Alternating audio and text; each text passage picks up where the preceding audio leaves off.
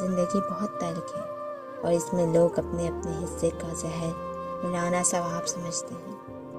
باتیں اور ان کا تقدس ان کی اہمیت اپنی جگہ، لیکن کسی انسان کا دل راضی کرنا سب اہمیتوں سے زیادہ اہم ہے۔ نبی کریم صلی اللہ علیہ وسلم نے فرمایا، میں اپنی امت کے لیے ایسے افراد کو جانتا ہوں جو روز قیامت پہاڑ جیسے عمل لے کر آئیں گے، لیکن اللہ انہیں غبارے کی طرح اڑا دے گا۔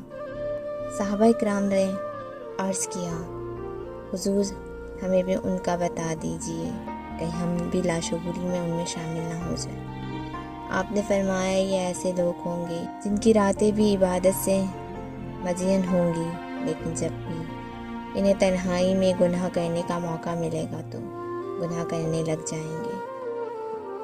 یہ دعا ضرور کیا کرو کہ اللہ ہمیں ایسی زندگی دے جس پہ ہم بھی راضی رہیں اور تو بھی راضی رہے۔ باپ کا ہاتھ پکڑ کر رکھیں، کبھی کسی کے پاؤں پکڑنے کی ضرورت نہیں پڑے گی۔ تنخواہ اگر دگنی کر دی جائے پھر بھی کم ہوگی، برکت تب ہوگی جب ہر ملازم اپنی ڈیوٹی صحیح معنوں میں سر انجام دے گا۔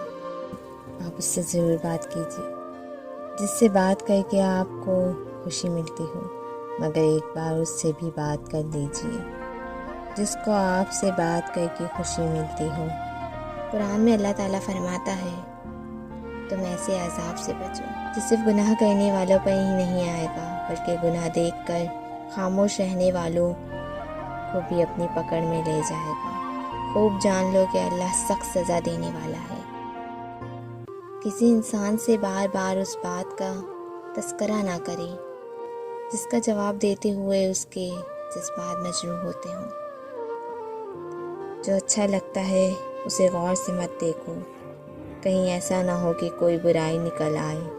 جو برا لگتا ہے اسے غور سے دیکھو، ممکن ہے کوئی اچھائی نکل آئے۔